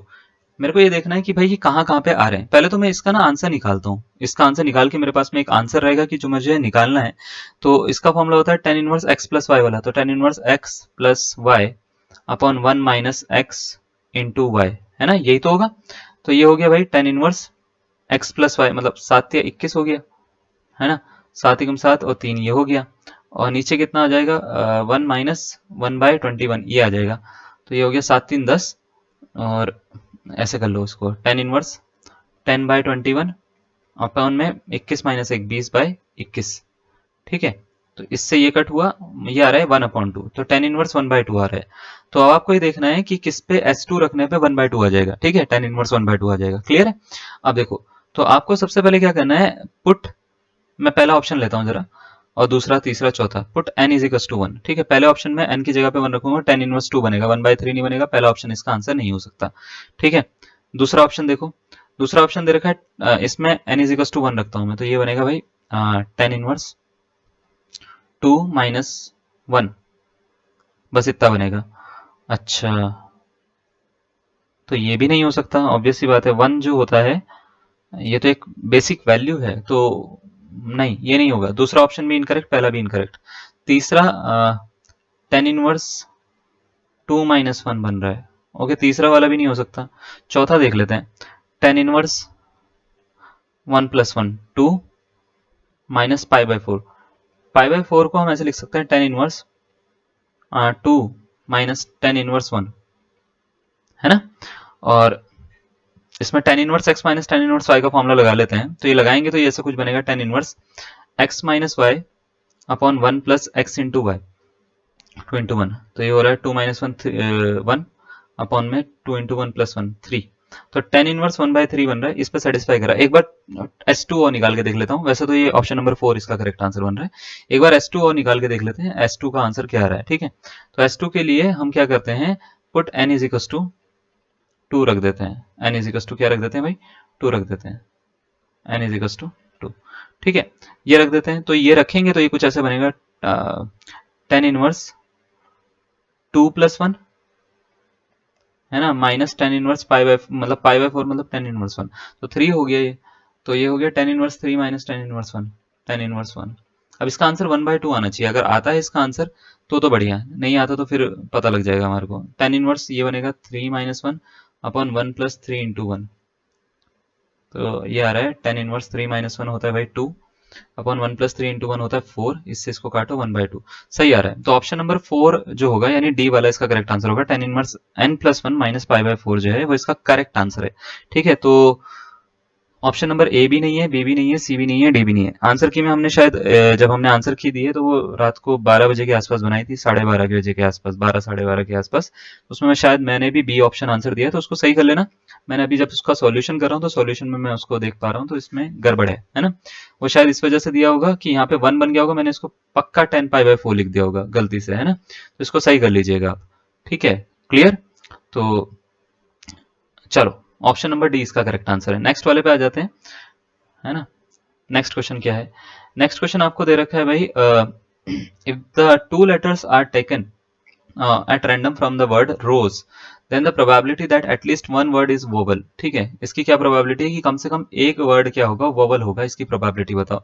देखो वर्ड क्या है, वर्ड है अपने पास में रोज, ROSE। ठीक है, टोटल इसमें लेटर्स कितने हैं, तो आप बोलेंगे सर टोटल लेटर्स हैं अपने पास में 4। ठीक है, और कितने वर्ड्स चूज करने हैं आपको, तो आप बोलेंगे 2 वर्ड्स चूज करने हैं। तो टोटल आउटकम्स आपको निकाल, मतलब प्रोबेबिलिटी का फॉर्मूला होता है number of favourable outcomes upon total number of outcomes. तो टोटल आउटकम्स अगर आप निकालोगे तो ये हो जाएगा 4 में से 2 निकालने हैं आपको। अब बात ये आती है फेवरेबल आउटकम्स आपको निकालने हैं, फेवरेबल आउटकम्स, है ना। फेवरेबल आउटकम्स ये होता है कि जो कंडीशन दे रखी है, कंडीशन ये दे रखी है कि एक कम से कम एक वर्ड क्या होना चाहिए, वोवल होना चाहिए। तो कम से कम एक वर्ड, जो एक वर्ड नहीं एक लेटर होना चाहिए था, वो गलत सेंटेंस यूज कर रखा है इन्होंने। कम से कम at least 1 letter is a vowel, ऐसा इनको यूज करना चाहिए था। एक वर्ड वोवल होने का मतलब तो ये होता है कि रोज से ही आपने वोवल बना दिया, ये गलत है ना। तो ये लैंग्वेज डिफरेंस है, वो लैंग्वेज गलत दे रखी है उन्होंने। तो कम से कम एक लेटर क्या होना चाहिए, वोवल होना चाहिए। अगर इसकी प्रोबेबिलिटी बतानी है तो नंबर ऑफ फेवरेबल आउटकम में ऐसा हो सकता है कि आपके पास में यहाँ पे वोवल है 2 और कॉन्सोनेंट है 2। वोवल कौन कौन से हैं, ये वाला कॉन्सोनेंट ये वाले हैं, R और S। ठीक है, तो ऐसा हो सकता है कि आपने एटलीस्ट का मीनिंग होता है कि कम से कम एक वोवल चूज करना है आपको। तो एक भी चूज कर सकते हो या 2 भी चूज कर सकते हो। तो कहने का मतलब ये होता है, सपोज करो 2 वोवल हैं, तो इसमें से ऐसा हो सकता है आप एक वोवल चूज कर लो और एक कॉन्सोनेंट चूज कर लो, या 2 वोवल हैं, 2 में से 2 वोवल चूज कर लो। तो एटलीस्ट एक वोवल या दोनों के दोनों वोवल, ऐसे समझिए आप। ठीक है, तो एक वोवल या दोनों के दोनों वोवल, तो इस केस को बोलते हैं हम एटलीस्ट। तो इसको कुछ इस तरीके से पढ़ा जाता है, px is greater than equal to 1, है ना। 1 हो सकता है, 1 से ज्यादा हो सकता है, ऐसा मतलब होता है। तो इसकी प्रोबेबिलिटी निकाल रहे हैं हम। ठीक है, तो प्रोबेबिलिटी अगर हम इसकी बताएं तो प्रोबेबिलिटी हो जाएगी भाई 2c1 into 2c1 plus 2c2 divided by 4c2। ठीक है, तो ये हो गया 2c1 इंटू 2c1, 2c1 होता है 2 इंटू 2 प्लस 2c2 होता है 1 अपॉन में 4c2। 4 इंटू 3/2 है ना, इससे इसको काट दो, 2 आ जाएगा, तो ये आ गया 2 3 6 नीचे, और ऊपर आ गया 2 3 4 और 1 5, 5/6 इसका करेक्ट आंसर हो गया। तो ऑप्शन नंबर कौन सा, सी इसका क्या हो गया, करेक्ट आंसर है। ठीक है, तो ये है इसका सॉल्यूशन, और इसमें अगर आपको कोई डाउट है तो बिल्कुल पूछ लीजिएगा हमारे से, है ना। ठीक है, समझ में आ गया, स्क्रीनशॉट ले लीजिएगा इसका। नेक्स्ट क्वेश्चन आपको जो दे रखा है ये कॉम्प्लेक्स से दे रखा है, कॉम्प्लेक्स एनालिसिस से आपसे ये बोला गया है which of the following represent a line parallel to imaginary axis that divides complex plane into 2 parts, z is equal to a plus iota y, तो सब में लिखा हुआ है। अब आपको बोल रखा है कि एक लाइन है, ये भी हो सकती है और ये भी हो सकती है, ये किसी कॉम्प्लेक्स प्लेन को 2 इक्वल पार्ट में डिवाइड कर रही है। तो अब इसमें अगर मैं y की लिमिट देखूं तो y जो है वो माइनस इन्फिनिटी से इन्फिनिटी तक कुछ कहीं पे भी जा सकता है ना, माइनस इन्फिनिटी से इन्फिनिटी तक कहीं पे भी जा सकता है। देखो x क्या हो सकता है, x यहां से यहां तक कुछ डिस्टेंस पे होगा, या तो a, सपोज करो ये डिस्टेंस होगी, तो x a डिस्टेंस पे होगा, या मतलब कुछ भी डिस्टेंस पे होगा, तो x एक आर्बिट्ररी नंबर समझ लो आप, है ना। तो सपोज करो ये a डिस्टेंस है, तो a प्लस आइटा y इस तरीके से, या ये इधर भी हो सकता है, तो आर्बिट्ररी नंबर हो सकता है। तो इसका मतलब ऑप्शन नंबर कौन सा, इसका डी इसका करेक्ट आंसर हो जाएगा।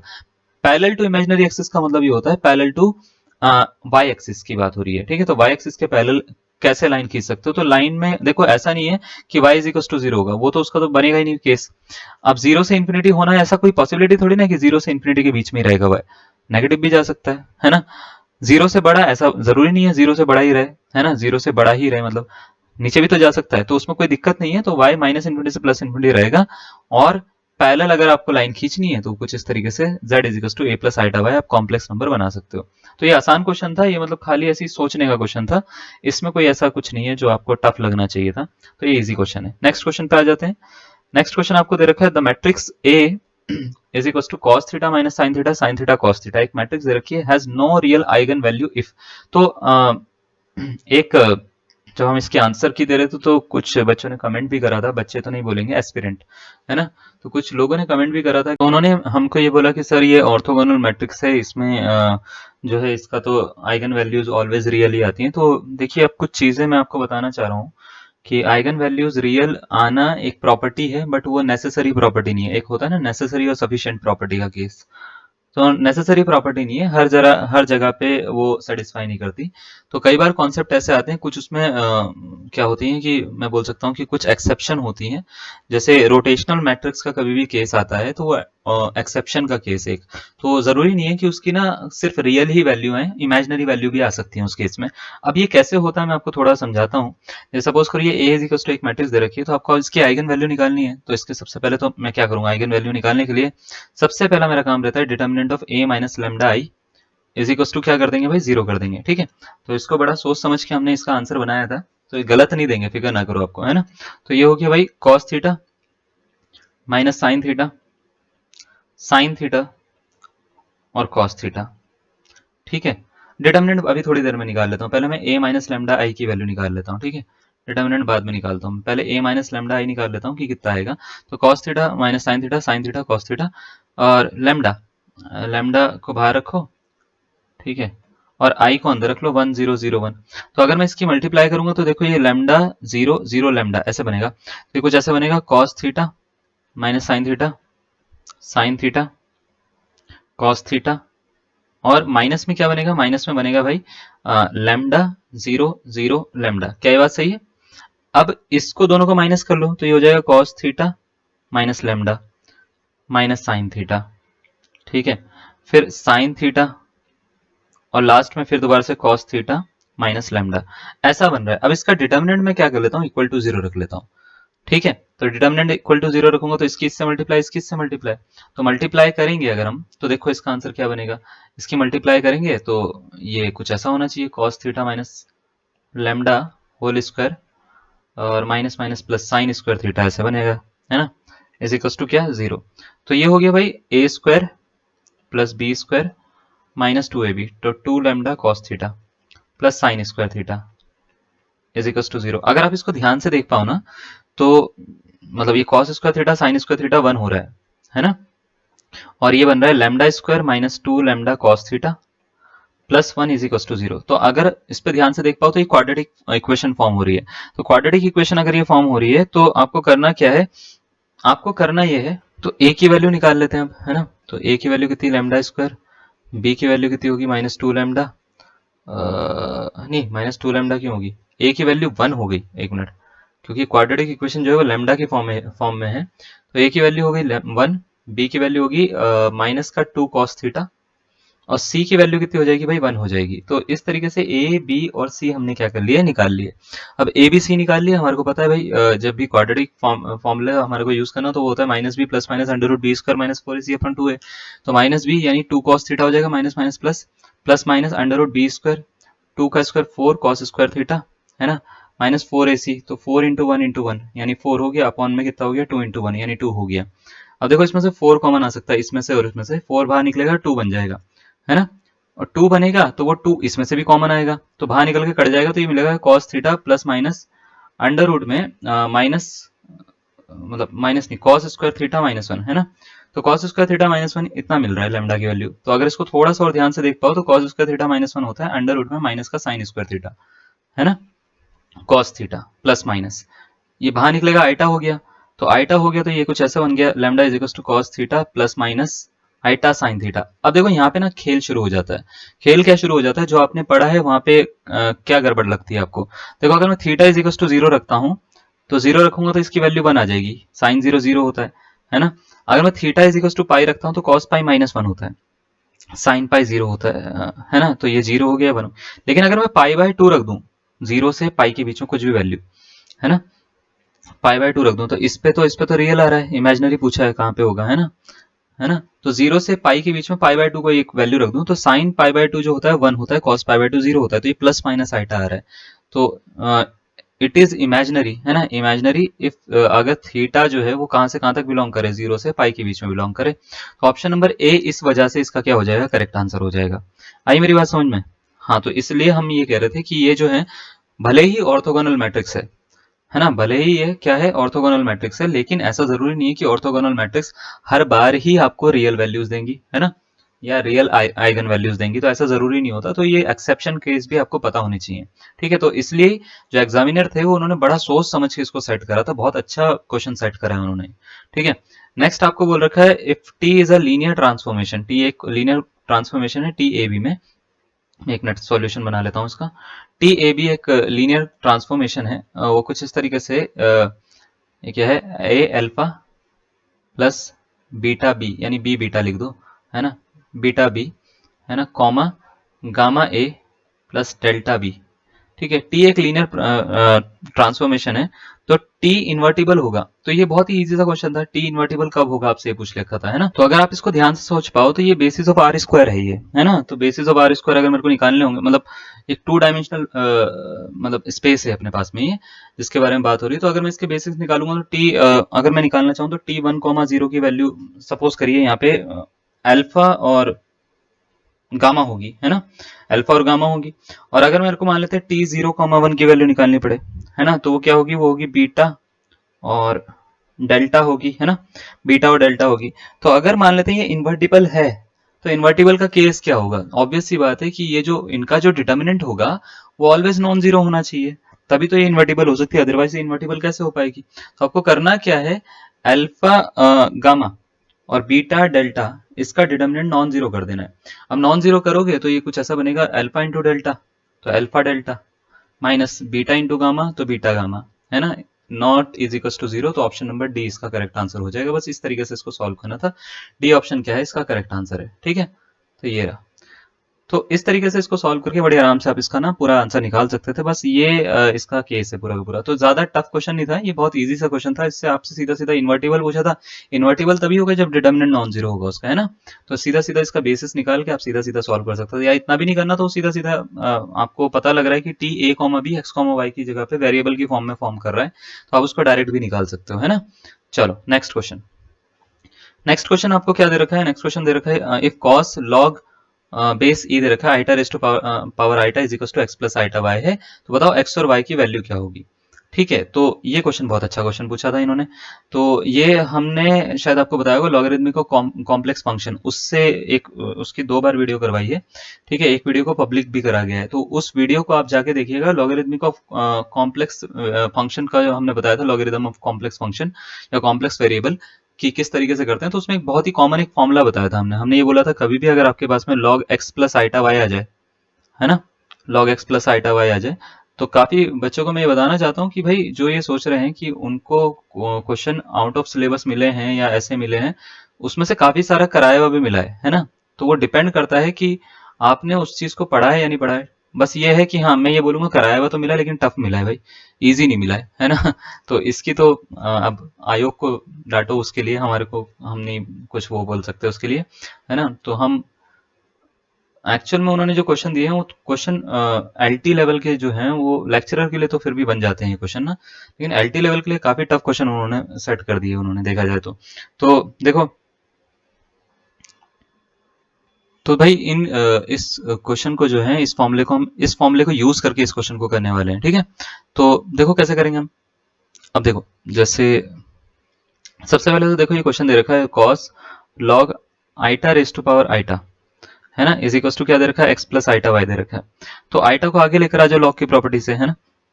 तो कुछ ऐसा बनेगा कॉस आइटा लॉग आइटा, है ना, is equal to x plus iota y. X plus iota y मान के चलो कि अभी है ये equal x plus iota y के, तो हम इसको ना सीधा सीधा खाली कॉस आइटा लॉग आइटा को सॉल्व करना चाह रहे हैं, क्योंकि उसका एक्सपेंशन हमारे को सॉल्व करना पड़ेगा। तो देखो x plus iota y is equal to cos iota log iota, ऐसे लिख लेता हूं मैं इसको। अब ऐसे लिखूंगा, पहले लॉग आइटा को मैं, मतलब ऐसे समझो लॉग आइटा है, इसको मैं क्या लिख सकता हूँ, 0+1 इंटू आइटा लिख सकता हूँ ना, मतलब 0+ आइटा लिख सकता हूँ। तो इस फॉर्मूले से खोलूंगा तो इसका आंसर क्या होगा, 1/2 log x square plus y square, यानी 0 का स्क्वायर प्लस 1 का स्क्वायर, है ना, plus iota tan inverse y upon x यानी 1/0। क्या ये बात ठीक है। तो इसका आंसर कुछ ऐसे नहीं बनेगा, cos iota 1/2 log 1, yes, plus iota tan inverse 1/0, tan inverse 1/0 होता है इन्फिनिटी। ठीक है, तो ऐसा कुछ बनेगा। अब इन्फिनिटी कितने पे आता है, तो आप बोलेंगे 90 डिग्री, तो पाई/2 आ गया। ठीक है, आइटा पाई/2, log 1 की वैल्यू होती है 0, तो इसको 0 कर दो। ठीक है, और आइटा बाहर है इसके ब्रैकेट के, है ना, तो आइटा बाहर है ब्रैकेट के, ये लिख दिया हमने कॉस में। ठीक है, अब ये लिखने के बाद में थोड़ा सा इसको और सॉल्व करते हैं। तो अंदर आइटा की मल्टीप्लाई कर दो, तो ये हो गया cos iota into 0 0, iota into iota, iota square यानी -1, तो माइनस का पाई/2, और कॉस पाई/2 की वैल्यू होती है 0। सही है ना, 90 डिग्री है, प्लस का है या माइनस का क्या फर्क पड़ रहा है, 0 हो गया। तो x प्लस आइटा वाई की वैल्यू 0 होगी। ये कब पॉसिबल हो सकता है, ये पॉसिबल तब हो सकता है जब x भी 0 हो, y भी 0 हो, है ना। तो अगर ये दोनों 0 होगा तो ही ये पॉसिबल होगा, अदरवाइज ये पॉसिबल नहीं होगा। तो ये क्वेश्चन ना ज्यादा टफ नहीं था, इजी क्वेश्चन था, लेकिन उसके लिए ऑब्वियस सी बात है, ये फॉर्मूले हमने बोला था पढ़ के जाना, नहीं पढ़ के गए आप तो आपका नुकसान हो गया होगा। ठीक है ना, तो बढ़िया क्वेश्चन था, ये अच्छा क्वेश्चन था। ठीक है, नेक्स्ट क्वेश्चन देखो। नेक्स्ट क्वेश्चन अगेन, आप इसको चाहो तो भाई इसका पूरा का पूरा सॉल्यूशन निकाल के सॉल्व कर सकते थे, या चाहते तो इसको ना आप मतलब उससे भी कर सकते हो, तो ऑप्शन से भी आप इसको कर सकते हो सॉल्व। आपसे बोला था that partial differential equation has solution, इस डिफरेंशियल इक्वेशन का क्या सॉल्यूशन है। तो हम बेसिक से करेंगे, तो बेसिक से थोड़ा सा बड़ा क्वेश्चन है, लेकिन हमारे को अगर पता है कि भाई एग्जाम है ये, एग्जाम में मैं इसको ऑप्शन से भी कर सकता हूँ, तो मैं क्या करूंगा, इसका ऑप्शन नंबर सी इसका करेक्ट आंसर है, वैसे सी को चूज करूंगा। C is equal to Z is equal to x plus Y, ये दे रखा है। इसको एक एक करके सब ऑप्शन का ना डेरिवेटिव कर दो, पार्शियल डेरिवेटिव कर दो, आपका आंसर आ जाएगा। कहने का मतलब ये है। तो हम क्या करेंगे, इसको सॉल्व करने के लिए भाई सीधा सा क्या काम करेंगे, सबसे पहले del Z by del X निकालेंगे। Del Z by del X निकालेंगे तो एक्स के रिस्पेक्ट में करेंगे, ये तो 0 हो गया, इसका 1 आ गया। फिर हम del Z by del y निकालेंगे, अगर इसी इक्वेशन का, मतलब इसी इक्वेशन का वाई के रिस्पेक्ट में डिफरेंशिएशन पार्शियल करूंगा मैं, पार्शियल डेरिवेटिव, तो ये खत्म, ये आ गया इसका 1। सही है, अब ये आ गया। तो अब आपको क्या करना है, x del y by del z del x, x del Z by del x, है ना, x del Z by del x plus y del Z by del y की वैल्यू निकालनी है। तो देखो जरा, x into 1 plus y into 1, है ना, तो आंसर कितना हो गया, x plus y. X plus y किसके बराबर है भाई, जेड के बराबर है, ये रहा, है ना, जेड के बराबर है। तो इसका मतलब ये है कि इसकी लेफ्ट हैंड साइड अगर मैंने ये सॉल्व करनी शुरू करी, है ना, लेफ्ट हैंड साइड मैंने सॉल्व करनी शुरू करी, तो ये राइट हैंड साइड के इक्वल आ रहा है, और ये क्वेश्चन के आंसर को सेटिस्फाई कर रहा है, तो ये इसका कौन सा, option number C correct answer है। 94 क्वेश्चन, आसान क्वेश्चन था। चलो आगे क्वेश्चन देखते हैं। नेक्स्ट है 95th क्वेश्चन, है ना। ये बढ़िया क्वेश्चन था, ये बाइनरी से पूछा गया था। बाइनरी एक्चुअल में सेट थ्योरी के जो पार्ट था ना, उसमें छोटा सा एक पोर्शन होता है बाइनरी नंबर, बाइनरी। एक तो सेट थ्योरी में भी आता है ये, और हाँ सेट थ्योरी में ही आता है ज्यादातर बाइनरी। और जो भी हमको कभी भी लिखना होता है अलजेब्रा में, तो इसमें अलजेब्रा में अलग अलग से मतलब वो आते हैं, जैसे नंबर को डिनोट करने के तरीके आते हैं नंबर सिस्टम में, कि कितने तरह के सिस्टम होते हैं। बाइनरी होते हैं, डेसिमल होते हैं, ऑक्टल होते हैं, हेक्साडेसिमल होते हैं। तो आपको बस ये करना था, आपको किन्हीं को भी सॉल्व करके, इनको सॉल्व करके ये पता लगाना था कि कौन सा पैटर्न सही बैठ रहा है। इसमें दे रखा था ABCD, चार ऑप्शन आपको दे रखे थे, और आपसे ये पूछा गया था कि इसका कौन सा आंसर करेक्ट होगा। तो यहाँ पे जो आंसर है वो डेसिमल सिस्टम, बाइनरी सिस्टम और ऑक्टल सिस्टम में कन्वर्टेड थे। ठीक है, तो आपको क्या करना था, जैसे पहला ऑप्शन उठाओ। पहला ऑप्शन ऑप्शन क्या है, ये है भाई 1001। सबसे आसान होता है कि बाइनरी को डेसिमल में, डेसिमल को बाइनरी में कन्वर्ट करो। तो 1001, इसको अगर मैं कन्वर्ट करना चाहता हूँ डेसिमल में, बाइनरी में है, तो मुझे क्या करना होता है, यहाँ पे 2 की पावर 0 से स्टार्ट करो। ठीक है, पॉइंट में होता है तो 2 की पावर -1 से इस तरफ जाना होता है। ठीक है, 2 की पावर 1 लिखो, 2 की पावर 2 लिखो, 2 की पावर 3 लिखो।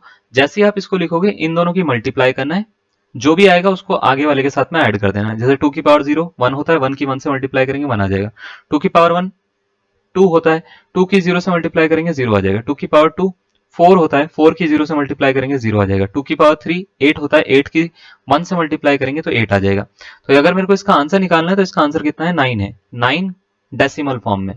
तो डेसिमल फॉर्म में 9 ये आ रहा है, तो ऑप्शन नंबर ए का पहला ही आंसर है। तो ए का पहला यानी बी या सी में से एक आंसर है। ए और डी गया, ए भी गया, डी भी गया। ठीक है, अब देखो इसका थोड़ा सा और आगे देखते हैं।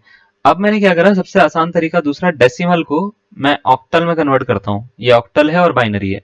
ठीक है, तो ऑक्टल में मैंने कन्वर्ट करके देखा। ऑक्टल में कन्वर्ट करने के लिए जैसे ए 246 है, जो मैंने मतलब अपने तरीके से करा, मैं वो बता रहा हूँ। 246 है, पहले मैं इसको ऑक्टल में कैसे कन्वर्ट करूंगा, इसको ऑक्टल में कन्वर्ट करने के लिए 8 से डिवाइड करूंगा। मतलब जो इसका बेस होता है उसके हिसाब से हमारे को करना होता है। 2 बेस है तो 2 से डिवाइड करना होता है। मान लेते हैं इसको डेसिमल को बाइनरी में कन्वर्ट करना है, तो 2 से डिवाइड करना, फिर चेक करना है कौन सा आंसर आ रहा है। ठीक है, तो जरूरी नहीं है कि वो जो यहाँ पे लिखा हुआ है वही आंसर आ जाए। ठीक है, तो ये ऑक्टल में अगर मैं इसको कन्वर्ट करूंगा, ऑक्टल में कन्वर्ट करके मेरा आंसर बन रहा है ऑप्शन नंबर 4। तो इसलिए मैं बता रहा हूँ, इसलिए कन्वर्ट कर रहा हूँ इसको। ठीक है, तो इसको कन्वर्ट करेंगे, 8 3 24, 30 बारी में हो जाएगा 6, आपका रिमाइंडर बच जाएगा। ठीक है, तो डिवाइड करते रहो, रिमाइंडर बचाते रहो, बस जितना जितना बच रहा है। 8 या 24, 8 या 24 बचा 6 रिमाइंडर। और देखो अब ये इतना मिला ना, यहां से उठाओ ऊपर से, और ऐसे इसको ऊपर की डायरेक्शन में इसको लिख दो पूरा। तो 366 ऑक्टल फॉर्म में इसका आंसर है, यानी कि इसका 246 डेसिमल फॉर्म का आंसर जो है वो 366 ऑक्टल फॉर्म में है इसका। तो सी का जो आंसर है वो 4 बन रहा है। तो देखो हमने सी का आंसर 4 कहाँ पे दिख रहा है, तो ऑप्शन नंबर बी में दिख रहा है। देखो इसके अलावा कहीं और नहीं दिख रहा है ना। तो ऑप्शन नंबर 20 का क्या हो जाएगा, करेक्ट आंसर हो जाएगा। तो ये क्वेश्चन था जो आपको मतलब आप निकाल सकते थे। ऐसा क्वेश्चन नहीं था कि टफ था, आप निकाल सकते थे, क्योंकि इनमें 2 ऑप्शन इन्होंने ऐसे दिए थे जो बहुत इजी थे कन्वर्ट करने। ठीक है, तो उसको आप कर सकते थे उसको सॉल्व। नेक्स्ट आपको ये दे रखा है कि भाई which of the following subset of R is closed. अच्छा, इसका जो हमने आंसर की में आंसर दिया है वो शायद गलत दिया है ना। हमने ये बोला था कि ये तो सारे के सारे जो है वो क्लोज नहीं है। उसका रीजन ये है कि भाई ये भी क्लोज नहीं है, ये भी क्लोज नहीं है, ये भी क्लोज नहीं है, ये भी क्लोज नहीं है। हमने ऐसे बोल दिया था कि इसके लिमिट पॉइंट जो है वो इसके अंदर लाई नहीं कर रहे हैं। बट ये एक डिस्क्रीट सेट भी है। हमने ऑप्शन नंबर भी बाद में चेक भी करा। इसके नीचे कमेंट भी आए थे काफी सारे हमारे को ना, कि ये डिस्क्रीट सेट हो सकता है, आप एक बार चेक करिए। तो डिस्क्रीट सेट है। तो इसका अगर हम बात करें तो इसमें देखो, जैसे ऑप्शन नंबर ए की बात करें, मैंने इसको क्लोज क्यों नहीं बोला था, क्योंकि भाई अगर कोई भी सेट मान लेते क्लोज है ना, सबसेट ऑफ आर है ना, तो क्लोज है तो ऑब्वियस सी बात है सारे के सारे लिमिट पॉइंट उसके अंदर लाई करने चाहिए। तो इसका लिमिट पॉइंट देखो, इसका लिमिट पॉइंट क्या है, 1/n का अगर मैं ध्यान से देख पाऊं तो 0। तो 0 एक इसका लिमिट पॉइंट है, और यहाँ से 0 हटा रखा है उन्होंने सेट से। तो इसका मतलब ये तो क्लोज नहीं हो सकता, तो इसलिए इसको हटा दिया गया था। इस पे इनफाइनाइट के केस में हमने बोला था, लेकिन ये एक डिस्क्रीट सेट है।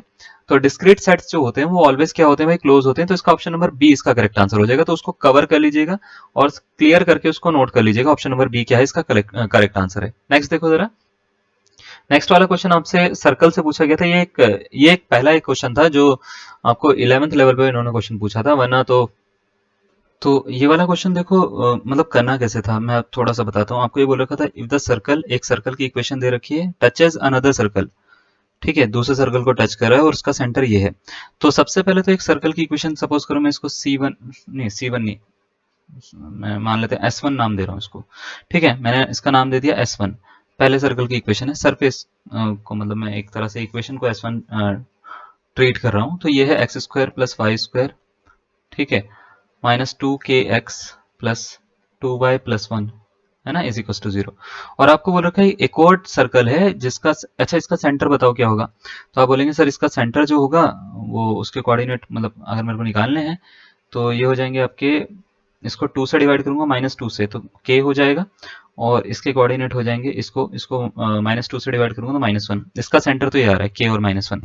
दूसरा जो सर्कल है उसका सेंटर -1 कॉमा -1 दे रखा है, ये नहीं दिया ये वाला पॉइंट, कोई दिक्कत नहीं है, नहीं दे रखा। तो x square plus y square, अगर आपका सेंटर जो है -1 कॉमा -1 हो तो उसकी इक्वेशन क्या होती है, तो 2gx प्लस 2f, मतलब सर्कल की इक्वेशन ये होती है x square plus y square plus 2gx, है ना, प्लस 2fy प्लस सी, बताया था आपको, इज इक्वल टू 0। तो यहाँ पे -1, यहाँ पे -1 जब हम डालते हैं, मतलब ये एक्चुअल में -g और -f होते हैं सेंटर, सेंटर अगर आपको निकालने हो तो वो होते हैं -g -f, ठीक है। ये आपको दे रखा है -1 और -1, तो आपको करना कुछ नहीं है, -g और -f -1 दे रखा है, तो सीधा सीधा उठा के ना यहाँ पे -1 डालेंगे अगर हम, तो हो जाएगा -g की जगह पे तो प्लस प्लस, तो प्लस का 2x प्लस का 2y और प्लस का c इज इक्वल टू 0, ऐसा कोई सर्कल है अपने पास में। तो आपसे बोला गया है कि बताओ भाई अगर ये सर्कल जो है वो किसी पॉइंट 0 अल्फा पे टच कर रहा हो तो ये सर्कल अगर यूनिट रेडियस का सर्कल है, यूनिट रेडियस का सर्कल है सेकंड वाला,